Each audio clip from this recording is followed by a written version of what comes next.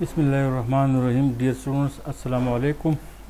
इसी लेक्चर में हम पढ़ेंगे higher order differential equation with constant coefficient and it will be non homogeneous. ये जो डिफरेंशियल इक्वेशन है ये हायर ऑर्डर डिफरेंशियल इक्वेशन है और नॉन होमोजीनियस है फंक्शन x की वजह से। यहाँ पे जो फंक्शन x है इसी की वजह से ये नॉन होमोजीनियस है। अब अगर फंक्शन x, ये x फंक्शन ऑफ x है, अब अगर x को हम ज़ीरो कर ले तो ये जो डिफरेंशियल इक्वेशन है ये रिड्यूस होगा इसी फॉर्म में, और इसी फॉर्म में इसको हम कहते हैं होमोजीनियस डिफरेंशियल इक्वेशन। और ये जो एफ ऑफ डी है ये लीनियर डिफरेंशियल ऑपरेटर है जिसकी वैल्यू हमें स्क्रीन पे नज़र आ रही है। यहाँ पे डी की पावर n है और यहाँ पे डी की पावर n-1 है। यहाँ पे ये जो डी है ये डेरिवेटिव ऑपरेटर है। अब अगर ये जो होमोजीनियस डिफरेंशियल इक्वेशन है इसमें अगर हम एफ ऑफ डी को ज़ीरो ले और y को इग्नोर करें तो इसी इक्वेशन को, या अगर d की जगह हम m सब्स्टिट्यूट करें तो फिर ये जो नीचे वाला डिफरेंशियल इक्वेशन है इसको हम ऑक्सिलरी इक्वेशन या कैरेक्टरिस्टिक इक्वेशन कहते हैं। अब इसी इक्वेशन को जब हम हल करेंगे तो इसके रूट्स हमारे पास, इसके जो रूट्स है ये रूट्स हमें किस तरह मिलेंगे। यहाँ पे जो डिफरेंशियल इक्वेशन है अगर इसको हम हल करेंगे तो इसके रूट्स क्या होंगे, the roots of the auxiliary equation में भी, ये जो इक्वेशन ये ऑक्सिलरी इक्वेशन है इसके रूट्स रियल एंड डिफरेंट हो सकते हैं, रियल और रिपीटेड हो सकते हैं। रिपीटेड का मतलब है इक्वल हो सकते हैं, कम्प्लेक्स कंजुगेट्स हो सकते हैं, कम्प्लेक्स नंबर हो सकते हैं, रिपीटेड कम्प्लेक्स हो सकते हैं यानी इक्वल कम्प्लेक्स नंबर हो सकते हैं। अब ये जो चारों केसेस हैं, real and different, real and repeated, complex conjugate, repeated complex, इसको वन बाय वन यहाँ पे डिस्कस किया जा रहा है। नंबर 1 हम लेते हैं, case number 1, if the roots of auxiliary equation, ये जो इक्वेशन ये auxiliary equation are real and different, अगर ऑक्सिलरी इक्वेशन के रूट्स रियल और डिफरेंट हो, सपोज वही roots m1 m2 m3 up to mn है with the root of this equation, अगर ये ऊपर वाले ये रूट्स हों इसी इक्वेशन के, और इस इक्वेशन को हम कैरेक्टरिस्टिक इक्वेशन या ऑक्सिलरी इक्वेशन कहते हैं। अब यहाँ पे हमारे पास n रूट्स है। Let us take for simplicity the 2 or 3 roots. Simplicity के लिए हम इसी ऑक्सिलरी इक्वेशन के 2 या 3 रूट्स लेते हैं और फिर हम इसकी जनरल सोल्यूशन जो डिफरेंशियल इक्वेशन है उसी डिफरेंशियल इक्वेशन का जनरल सोल्यूशन हम लेते हैं। तो let us take for simplicity the 2 or 3 roots. अब अगर हम यहाँ पे देख ले तो the general solution of homogeneous differential equation will be given by y। अब यहाँ पे ये जो हमने एक इक्वेशन लिखा y = c1 y1 + c2 y2, तो सिंप्लिसिटी के लिए हमने 2 रूट लिए हैं। पहला रूट m1 होगा और दूसरा रूट m2 होगा।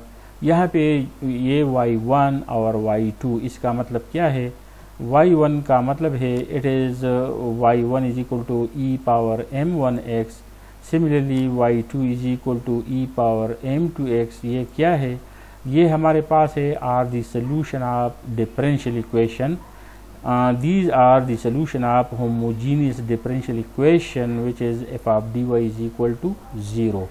एफ ऑफ डी वाई = 0 के ये 2 सोल्यूशन है।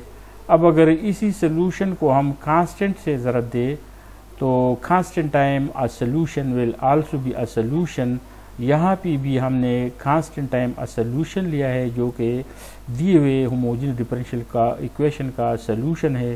तो जिस तरह ये दोनों differential equation homogeneous differential equation के सॉल्यूशन है, तो इसी तरह ये वाला constant time the above solution और ये वाला, ये दोनों भी क्या है, ये दोनों भी are also the solution of differential equation which will be homogeneous. Thus the general solution is given by, तो जनरल सॉल्यूशन हम इस तरह लिखते हैं, यहाँ पे m1 और m2 ऑक्सिलरी इक्वेशन के दो रूट्स थे और ये y1 y2 homogeneous differential equation के दो सॉल्यूशन है। अगर इन सॉल्यूशन को हम कांस्टेंट से ज़रब दें ये तब भी सॉल्यूशन होंगे, और अगर हम सम ऑफ सॉल्यूशन ले तो ये भी हमारे पास होमोजेनियस डिफरेंशियल इक्वेशन का सॉल्यूशन है। तो ये आखिर में जो इक्वेशन हमने लिखा ये हमारे पास F of D Y is equal to 0 का, जो कि होमोजेनियस डिफरेंशियल इक्वेशन है, उसी होमोजेनियस डिफरेंशियल इक्वेशन का जनरल सॉल्यूशन है। अब ये जो फर्स्ट केस था इसी पे ये एग्जांपल है, solve the initial value of problem. यहाँ पे ये एक हायर ऑर्डर डिफरेंशियल इक्वेशन है और with constant coefficient. Constant coefficient का मतलब है कि यहाँ पे कोएफिशिएंट 1 है जो कांस्टेंट है, यहाँ पे कोएफिशिएंट 5 है ये भी कांस्टेंट है, यहाँ -6 है, और इसके साथ कंडीशन है y is equal to 1 at x is equal to 0 and dy by d is equal to 2 at x is equal to 0। तो वो कंडीशन जिसमें x की वैल्यू सेम हो, x की वैल्यू सेम हो और अदर वैल्यूज कुछ भी हो, तो इसी कंडीशन को हम इनिशियल कंडीशन कहते हैं। यहाँ पे हमें इनिशियल कंडीशन नज़र आ रहा है, और अगर डिफरेंशियल इक्वेशन और इनिशियल कंडीशन को हम इकट्ठा ले, इसको हम टुगेदर ले, तो इसको हम इनिशियल वैल्यू प्रॉब्लम कहते हैं। तो यहाँ पे हमारे पास एक डिफरेंशियल इक्वेशन का प्रॉब्लम है जो इनिशियल वैल्यू प्रॉब्लम है, क्योंकि इसके साथ इनिशियल कंडीशन मौजूद है। अब इसी को जब हम हल करेंगे तो यहाँ पे the auxiliary equation to the above homogeneous differential equation is, अब यहाँ पे d square over d x square, ये डबल डी नोटेशन है हायर ऑर्डर, ये D square capital D square को ज़ाहिर करता है। यहाँ पे d by d x capital D है, तो इसी को हम लिख सकते हैं D square y plus 5 D y minus 6 y is equal to 0। अब अगर हम y कामन ले तो D square plus 5d minus 6 into y is equal to 0। अब अगर y को हम इग्नोर करें तो हमारे पास आएगा D square plus 5d minus 6 is equal to 0। अब जो कैपिटल डी ये एक डिफरेंशियल ये जो एक इक्वेशन है, सेकंड ऑर्डर इक्वेशन है, D square plus 5d minus 6 is equal to 0। अब अगर वहाँ डी कैपिटल डी की जगह अगर हम m रिप्लेस करें तो ये होगा m स्क्वेयर, यहाँ पे सेकंड ऑर्डर है तो m स्क्वेयर, यहाँ पे फर्स्ट ऑर्डर है तो फर्स्ट ऑर्डर के लिए m और 5 अपनी जगह पे, यहाँ पे -6 हमने लिया और तीनों टर्म में जो y है इसको हमने इग्नोर किया है। तो ये हमारे पास ऑक्सिलरी इक्वेशन या कैरेक्टरिस्टिक इक्वेशन है। अब यहाँ जो -6 है अगर इसको हम फैक्टराइज करें 6 इंटू -1, 6 से अगर हम -1 सब्ट्रैक्ट करें तो ये 5 आता है, इसी 5 ये 5 हमें 6 -1 से आता है। अब इन दोनों को मिला के हम फैक्टराइजेशन लिख सकते हैं। ये हमारे पास फैक्टराइजेशन है नीचे वाला, यहाँ पे फैक्टराइजेशन है। अब इसको जब हम हल करते हैं तो ये रूट्स है और जनरल सोल्यूशन होगा y is equal to c1 e power 1x m1x plus c2 e power m2x, m1 और m2 ये 1 m1 है जो यहाँ पे 1x के तौर पर मौजूद है, लेकिन 1 हम ज़ाहिर शो नहीं कर रहे हैं। ये -6 यहाँ पे m2 की वैल्यू है। तो ये जो इक्वेशन है ये हमारे पास जनरल सोल्यूशन है, ये वाला इक्वेशन जनरल सोल्यूशन है।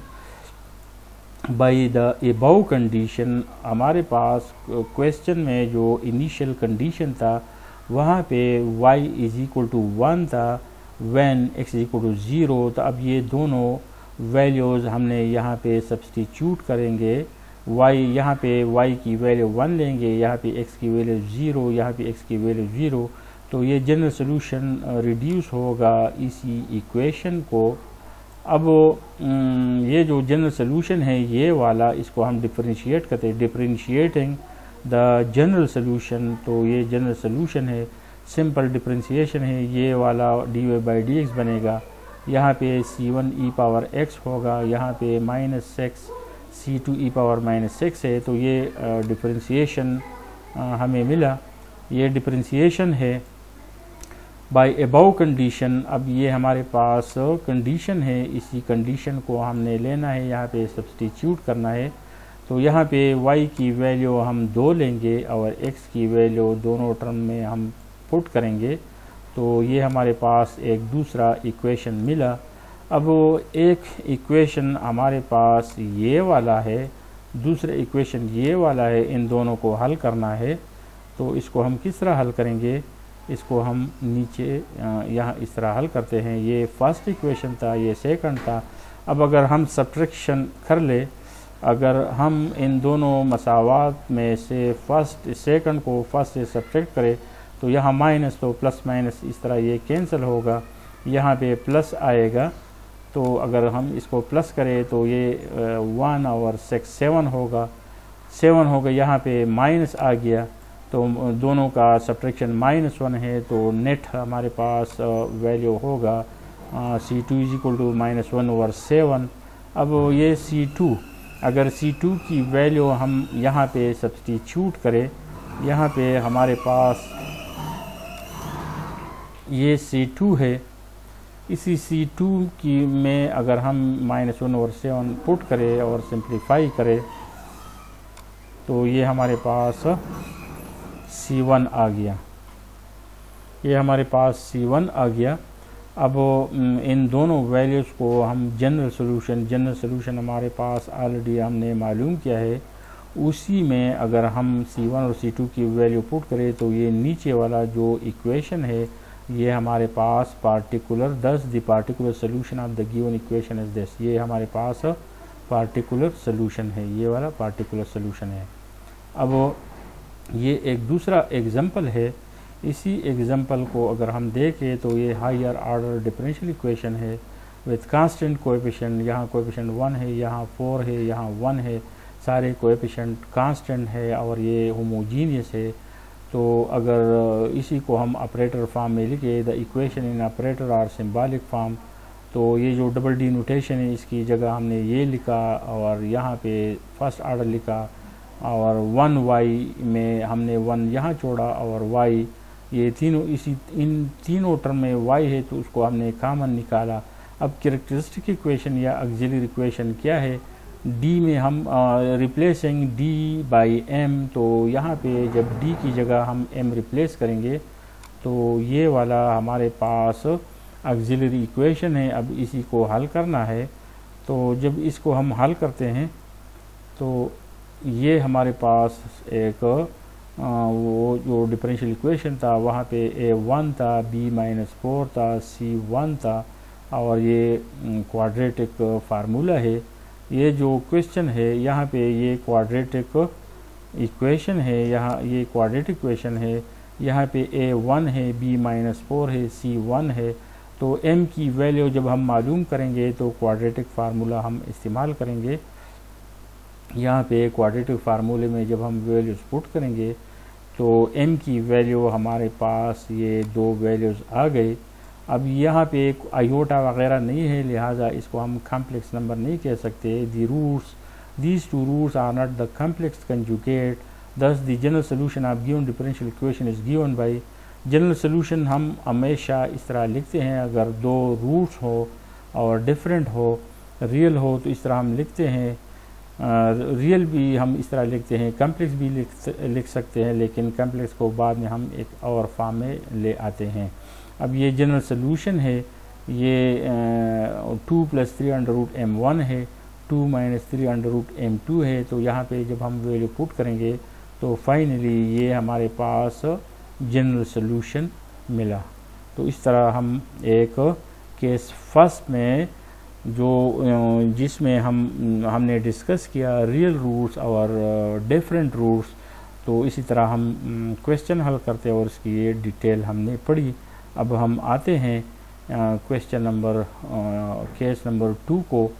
केस नंबर 2 में यहाँ पे हमारे पास क्या है, when the roots are real and repeated, then let m1 is equal to m2 is equal to m be the roots, then we have the general solution. repeated roots में हम general solution को इस तरह लिखते हैं, क्योंकि हमारे पास दोनों रूट एक जैसे हैं तो इसको हम इस तरह नहीं लिखेंगे। y is equal to c1 e power m1x plus c2 e power m2x, यहाँ पे सेम रूट है तो इसको लिखने का यही तरीका है। अब अगर रूट्स 2 की बजाय 3 हो, अगर हमारे पास इक्वल रूट्स 3 हो, तो ये जो जनरल सोल्यूशन है इसकी एक्सटेंशन हम इस तरह लिखेंगे, c1 अपनी जगह पे c2x c3x² और e पावर mx। तो ये हमारे पास जनरल सोल्यूशन है जब रूट्स 3 हो और इक्वल हो। अगर रूट्स 4 हो तो यहाँ पे एक और टर्म हम लिखेंगे c4x³ c1 plus c2x plus 3x² plus c4x³ n2 e power mx। अब इसी पे हम क्वेश्चन हल करते हैं। ये एक हायर ऑर्डर डिफरेंशियल इक्वेशन है और इसको हम इस तरह भी लिख सकते हैं, डबल डी नोटेशन की जगह हमने डी लिखा। फोर्थ ऑर्डर है तो फोर्थ यहाँ पे है, सेकंड ऑर्डर तो सेकंड है, यहाँ पे 16y है। अब y को हम कॉमन निकाल सकते हैं, तो y को जब हम कॉमन निकालेंगे और इसी y को हम इग्नोर करेंगे तो ये वाला जो इक्वेशन है ये हमारे पास मतलूबा ऑक्सिलरी इक्वेशन है। इसको हम m की शक्ल में भी लिख सकते हैं, m power 4 minus 8 m² plus 16 is equal to 0। लेकिन अगर इसी को हम इसी ही हालत में हल करें तो तब भी हम जनरल सोल्यूशन लिख सकते हैं। यहाँ पे है d² whole square plus 4² minus twice d² into 4। तो ये एक फार्मूला है, नीचे वाला ऊपर वाले को हम इस तरह लिख सकते हैं। अब यहाँ पे 2 है तो इसी 2 की वजह से हम इसको इस तरह प्रोडक्ट ऑफ 2 फैक्टर लिखेंगे। तो यहाँ पे आइदर फर्स्ट फैक्टर इज 0 और सेकंड इज 0। तो इसी को इन दोनों को जब हम हल करते हैं, इन दोनों को हम जब हल करेंगे तो इस तरह ये हो गया, इसी का ये सिंप्लीफिकेशन है, इसी का यही है। अब दोनों का स्क्वायर रूट जब हम लेते हैं तो plus minus 4 under root plus minus 2 आता है। यहाँ पे स्क्वायर रूट जब हम लेंगे plus minus 4 under root is equal plus minus 2। अब यहाँ से हमें we are seeing that we have repeated roots. ये जो 2 है ये रिपीटेड है, इसी तरह ये -2 भी रिपीटेड है। तो रिपीटेड रूट अगर हों तो उसके लिए जनरल सोल्यूशन हम इस तरह लिखेंगे, ये जो 2 है रिपीटेड है तो इसका इस तरह हम लिखते हैं, इस यहाँ पे ये -2 रिपीटेड तो इस तरह लिखते हैं। तो फाइनली ये हमारे पास जनरल सोल्यूशन है। अब यहाँ पे हमारे पास एक और डिफरेंशियल इक्वेशन है, इसको हम इस तरह लिख सकते हैं, y को हम इग्नोर करेंगे। अब इसी इक्वेशन को हमने हल करना है। इसी को जब हम हल करते हैं तो ये है d² whole square plus 3² minus twice d² into 3। तो ये हमारे पास एक फार्मूला है और ये हमारे पास क्या आएगा, वहाँ पे जो d था, d की जगह हमने m लिखा और इसी को हम इस तरह लिख सकते हैं, ये 2 है तो 2 फैक्टर हो गए, आइदर फर्स्ट फैक्टर 0 सेकंड 0। 3 को हमने ट्रांसपोज किया, यहाँ भी ट्रांसपोज किया, दोनों तरफ स्क्वायर रूट हम लेंगे तो ये आ गया। अब यहाँ पे जो हमारे पास m की वैल्यूज़ है, यहाँ हमें पता लग रहा है कि 3 अंडर रूट ये रिपीटेड है और -3 अंडर रूट भी रिपीटेड है। यहाँ पे +3 अंडर रूट, यहाँ भी +3 अंडर रूट तो ये यहाँ पे रिपीटेड हो गए। -3 अंडर रूट -3 तो यहाँ पे आ गया।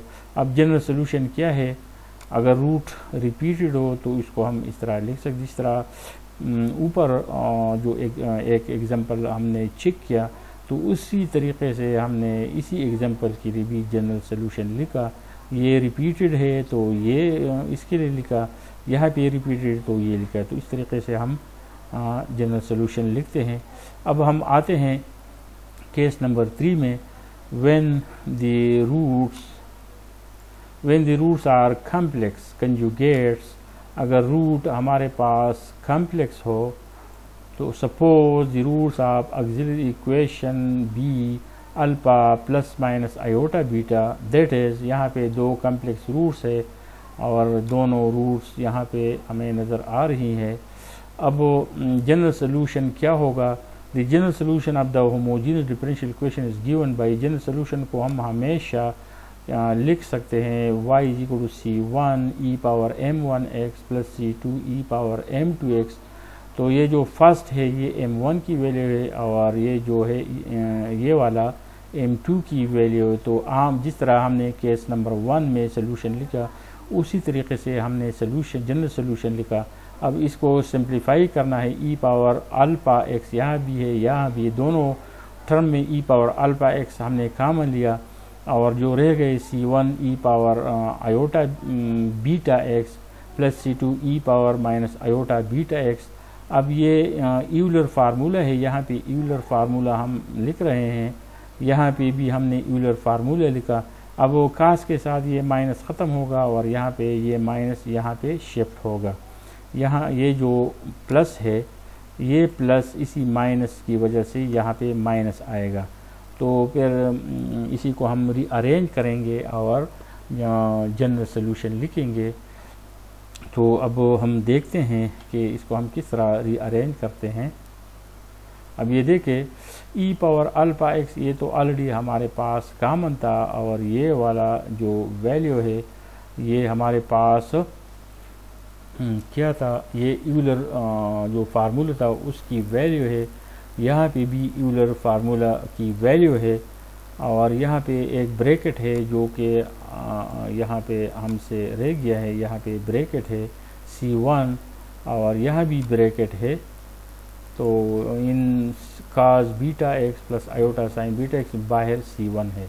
अब इसी को e पावर अल्फ़ा x अपनी जगह पे, ये c1 यहाँ पे आ गया, ये c2, अब ये देखिए ये c1 यहाँ पे आ गया, ये c2 यहाँ पे आ गया और दोनों में काज कॉमन है तो कॉमन को हमने यहाँ पे लिखा। ये काज यहाँ भी है यहाँ भी है तो यहाँ पे हमने कॉमन लिया। अब c1i ये हो गया और दूसरा है ये माइनस i है, माइनस i c2 तो ये हो गया, i कॉमन लिया है। यहाँ पे ये जो साइन है ये साइन यहाँ भी है यहाँ भी है तो कॉमन लिया है। अब इन दोनों के लिए हमने कांस्टेंट, अब c1 प्लस c2 को हम a लेंगे और ये जो दूसरा कांस्टेंट इसको हम b लेंगे। तो फाइनली हमारे पास जनरल सोल्यूशन क्या होगा, we get the general solution. तो यहाँ जो कांस्टेंट है उसकी जगह हमने a लिखा, यहाँ पे जो कांस्टेंट उसकी जगह हमने b लिखा और इस तरह हम होमोजेनियस डिफरेंशियल का जनरल सोल्यूशन लिख सकते हैं जब इसके रूट्स कॉम्प्लेक्स नंबर हो। अब इसी पे हम क्वेश्चन हल करते हैं। यहाँ पे solve the initial value of problem. तो इनिशियल इसकी जो इनिशियल कंडीशन है ये यहाँ पे हमने नहीं लिखे, लेकिन क्वेश्चन जब हम हल करेंगे तो उसको हम उसी जगह पे लिखेंगे। ये हमारे पास एक third order homogeneous differential equation है और इसकी अल्टरनेट फॉर्म ये है। अब अगर y को हम इग्नोर करें तो हम इस तरह लिख सकते हैं, d की जगह हम m पुट कर सकते हैं। अब ये ऑक्सिलरी इक्वेशन है, ये वाला जो इक्वेशन है इसको हम ऑक्सिलरी इक्वेशन कहते हैं। अब इसी को भी हम ऑक्सिलरी इक्वेशन कह सकते हैं। अब हम नीचे आते हैं, ऊपर स्लाइड में जो क्यूबिक इक्वेशन था हमने m कॉमन लिया है और ये जो अंदर वैल्यू है ये हमारे पास m-3 स्क्वायर है। अब यहाँ पे प्रोडक्ट ऑफ 2 फैक्टर इज 0, तो इसको हम लिख सकते हैं आइदर फर्स्ट फैक्टर इज 0 और सेकंड इज 0। अब m इज इक्वल टू 0 तो यहाँ पे आ गया और ये है m-3 इंटू m-3, तो ये हमारे पास वैल्यूज़ आ गए।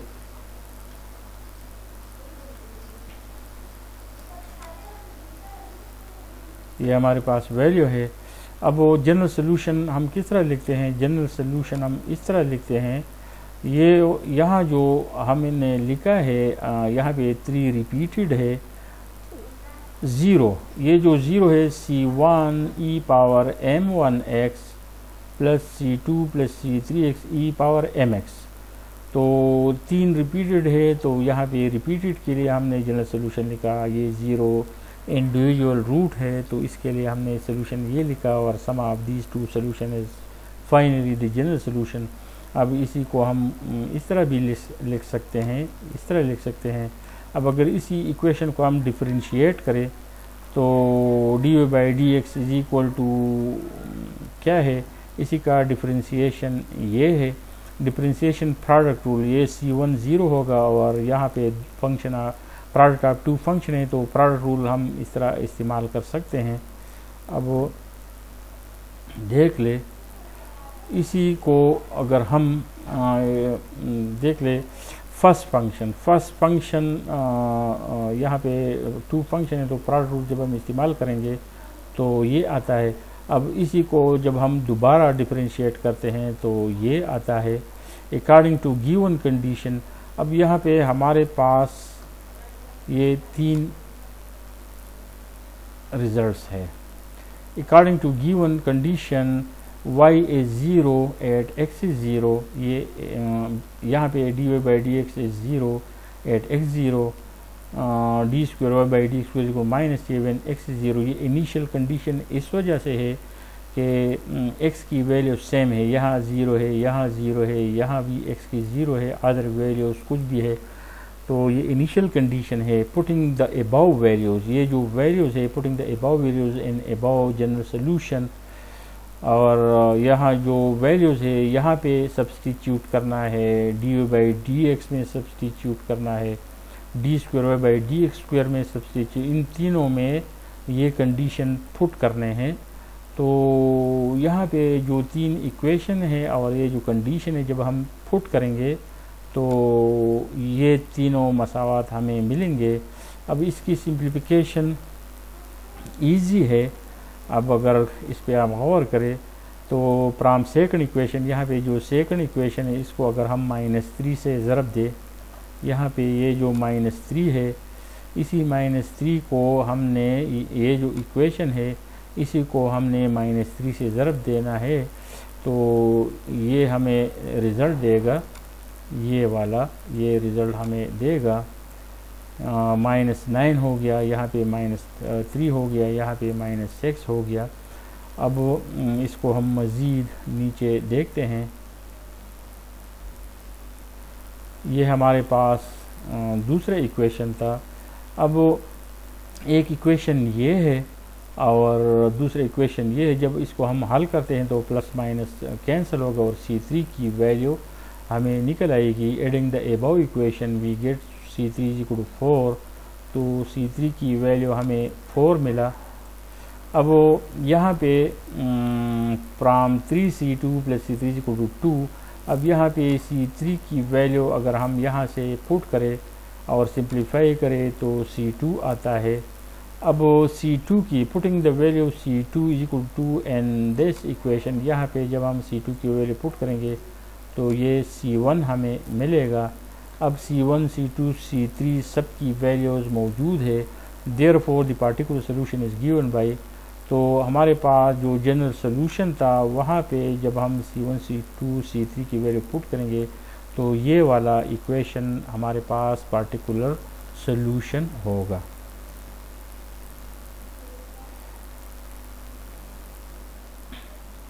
अब ये हमारे पास केस नंबर 4 है। केस नंबर 4 क्या है? when the roots of the auxiliary equation are repeated, complex roots, repeated का मतलब इक्वल। इसी केस में हमारे पास जो ऑक्सिलरी इक्वेशन है इसके रूट्स कम्प्लेक्स होंगे लेकिन रिपीटेड होंगे। यहाँ पे लेट द रूट बी, यहाँ पे जो ऑक्सिलरी इक्वेशन है तो उसके रूट्स ये हैं। यहाँ पे एक्चुअली हमें 4 रूट्स नज़र आ रहे हैं, प्लस माइनस का मतलब है 2 रूट यहाँ पे हैं, प्लस माइनस 2 रूट यहाँ है, कुल 4 रूट्स है। तो इन चारों रूट्स में से हमारे पास ये दोनों रिपीटेड है और ये भी रिपीटेड है। तो जब रूट्स रिपीटेड होंगे तो उसका जो तरीक़ा हमने केस 3 में पढ़ा है उसी तरीक़े से हम जनरल सोल्यूशन लिखेंगे। ये हमारे पास जनरल सोल्यूशन हो गया। अब इसी को सिंप्लीफाई करना है। यहाँ पे दो टर्म है तो e पावर अल्फ़ा x कामन हो गया, बाकी जो कुछ रह गया वो अपनी जगह पे। अब इसी को Euler formula e power iota b x और यहाँ पे e power minus iota b x की जगह हमने यूलर फार्मूला लिखना है। तो यहाँ पे और यहाँ पे हम यूलर फार्मूला लिखेंगे। देख ले कहाँ पे हमने लिखा है, यहाँ इसी के लिए हमने यूलर लिखना है और इसी के लिए हमने यूलर लिखना है और कुछ सिंप्लीफिकेशन करना है।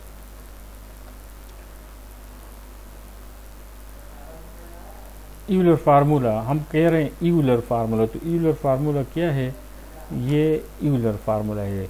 आप इसको गौर से पढ़े, ये आपके ऑब्जेक्टिव में भी आ सकता है। e power iota beta x equal to cos beta x plus iota sine beta x. इस तरह यहाँ पे ये जो माइनस है यहाँ वो माइनस नज़र आ रहा है, ये भी है। अब ये यहाँ पे माइनस ख़त्म होगा और ये माइनस यहाँ पे आएगा। तो ये दोनों हमारे पास रिजल्ट्स है। अब अगर इन दोनों को हम पिछली स्लाइड में पुट करें और कुछ इसको मुख्तसर सिंप्लीफाई करें। अब ये हमारे पास क्या है, therefore y is equal to e power alpha x c1 plus c2 x e power iota beta x plus c3 plus c4 x e power minus iota beta x. ये हमारे पास क्या है, ये हमारे पास पिछले स्लाइड में जनरल सोल्यूशन था, जो कि एक स्टेप, जिसमें से एक स्टेप हमने ये किया था कि e पावर अल्फ़ा एक्स को हमने कामन निकाला था। ये e पावर अल्फ़ा एक्स यहाँ पे था, alpha plus iota beta into x यहाँ पे था alpha minus iota beta x. तो e पावर अल्फ़ा एक्स हमने यहाँ पे कामन निकाला है। अब अगर इन दोनों रिजल्ट्स को हम यूज़ करें यहाँ पे और कुछ अरेंज करें, therefore the complete solution of if of D is equal to 0 is given by, तो फिर कंप्लीट सोल्यूशन क्या होगा, y is equal to e power alpha x. ये वाला हमारे पास कंप्लीट सोल्यूशन है। तो चूँकि यहाँ पे कम्प्लेक्स रूट्स है और रिपीटेड है, तो रिपीटेड के लिए हम एक कांस्टेंट लेते हैं, दूसरे के साथ x लगाते हैं और काज लगाते हैं। इसी तरह अनदर कांस्टेंट लेते हैं और चौथे कांस्टेंट के साथ x लगाते हैं और साइन फंक्शन लेते हैं।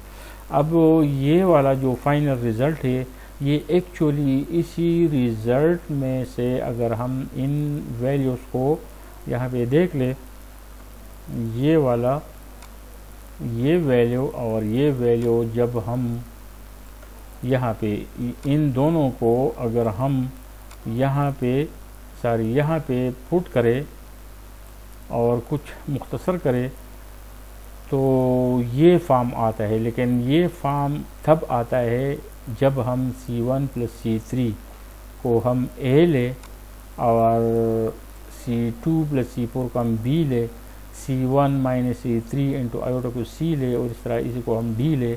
तो इन तमाम वैल्यूज़ की जगह हम a b c d जब हम लिखेंगे तो ये रिज़ल्ट आएगा।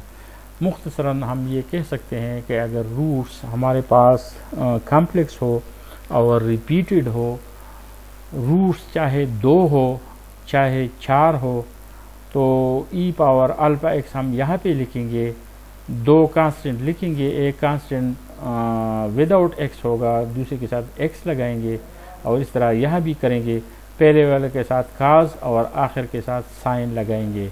तो ये 4 रूट्स के लिए हो गया। तो ये तरीक़ा 2 रूट्स के लिए भी है अगर वो रिपीटेड हो, 4 रूट्स के लिए भी अगर वो रिपीटेड हो, तो ये तरीक़ा है। अब हम जाते हैं नेक्स्ट एग्जांपल में। यहाँ पे डियर स्टूडेंट, इसको आप गौर से पढ़े, ये इम्पॉर्टेंट एग्जांपल है। यहाँ पे एग्जांपल क्या है, ये एक homogeneous differential equation of higher order है। यहाँ पे ऑर्डर 4 है और कांस्टेंट विद कांस्टेंट कोएफिशिएंट का मतलब कि यहाँ 1 है, यहाँ 4 है। अब इसी को हम इस तरह लिख सकते हैं, देख ले, इसी को हम अगर लिखना चाहे तो इस तरह लिख सकते हैं। अब नेक्स्ट हम क्या करते हैं, नेक्स्ट वाई को हमने इग्नोर किया। अब d4 + 4 ये वाला ये तो हमने ये दोनों टर्म हमने इजाफी लिए प्लस माइनस की शक्ल में, इसी को हमने दोबारा लिखा और प्लस माइनस ये लिखा। अब क्या करते हैं, ये फर्स्ट थ्री टर्म हमने यहाँ पे लिखे और लास्ट टर्म ये जो माइनस वाला टर्म यहाँ पे लिखा। अब ये हमारे पास this is equal to this one और ये अपनी जगह पे। अब अगर इसको हम देखें d² + 2 whole square minus 2d whole square. Dear student इसी को आप गौर से देखें, यहाँ पे क्या है -2d माइनस और ब्रैकेट के अंदर 2d होल स्क्वायर, तो ये a² - b² फार्मूला है, a² - b² फार्मूला है। तो इसको हम इस तरह लिखेंगे। अब यहाँ पे हमारे पास क्या है, product of 2 factor 0 either first 0 और सेकंड 0। तो इन दोनों को हमने सेपरेट हल करना है। ये क्वाड्रेटिक है, ये भी क्वाड्रेटिक है। तो क्वाड्रेटिक फार्मूला हम लेंगे, यहाँ पे क्वाड्रेटिक फार्मूला हम लेंगे और यहाँ पे x हमने लिखा है, इसको हम d भी लिख सकते हैं।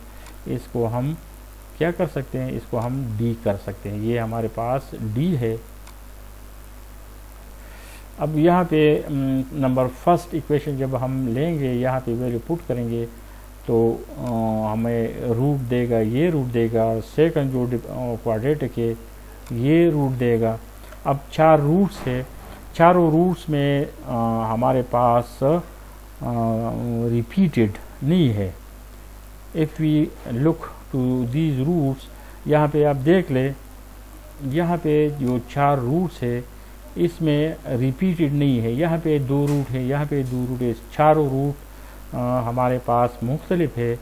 तो जनरल सोल्यूशन जब हम लिखेंगे तो रिपीटेड वाला मेथड हम यूज़ नहीं करेंगे, बल्कि डिफरेंट जब रूट्स डिफरेंट हो तो उसी तरीके से हम लिखेंगे। तो ये जो फर्स्ट 2 है हम इस तरह लिखेंगे।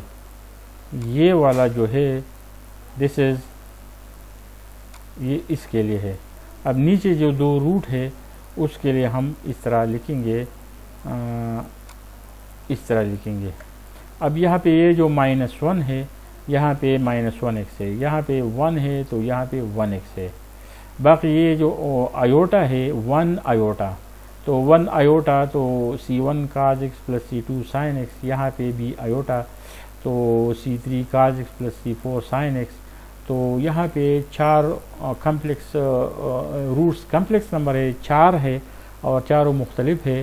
तो हमने केस नंबर 3 जो था उसी मेथड से हमने जनरल सोल्यूशन लिखा। अब ये एक दूसरा क्वेश्चन है, ये एक डिफरेंशियल इक्वेशन है, ये एक डिफरेंशियल इक्वेशन है और साथ में कंडीशन है। अब ये कंडीशन क्या है, इनिशियल कंडीशन है। इसी इक्वेशन को हम इस तरह लिख सकते हैं, d² + 1 = 0। y दोनों टर्म में y को हमने इग्नोर किया, ये 1 हमने ट्रांसपोज किया, फिर दोनों तरफ हमने अंडर स्क्वायर रूट लिया और -1 अंडर रूट ये है। तो यहाँ पे हमारे पास क्या है, यहाँ पे हमारे पास 2 कम्प्लेक्स रूट्स आ गए, कम्प्लेक्स नंबर आ गए हैं जो ऑक्सिलरी, ये जो ऑक्सिलरी इक्वेशन है, इसी ऑक्सिलरी इक्वेशन के 2 रूट्स हमें मिले जो कि कम्प्लेक्स नंबर है ये वाले। The general solution of given differential equation is given by, तो हम जनरल सोल्यूशन जो मेथड हमने चारों केसेस में पढ़ा उसी मेथड से y = e⁻0x। ये 0 कहाँ से आ गया, यहाँ पे आयोटा इमेजिनरी पार्ट 0 ± आयोटा, इसको हम किस तरह लिख सकते हैं 0 ± आयोटा। तो ये जो 0 है यहाँ पे आ गया है और बाकी c1 और c2 लगाएंगे और यहाँ पे 1 आई तो cos 1x + sin 1x। अब अगर यहाँ 2 आयोटा होता तो यहाँ cos 2x + sin 2x आता। अगर यहाँ 3 आयोटा होता तो यहाँ पे cos 3x + sin 3x आता और c1 c2 अपनी जगह पे। अब e⁻0x तो ख़त्म हो गया और e⁻0x =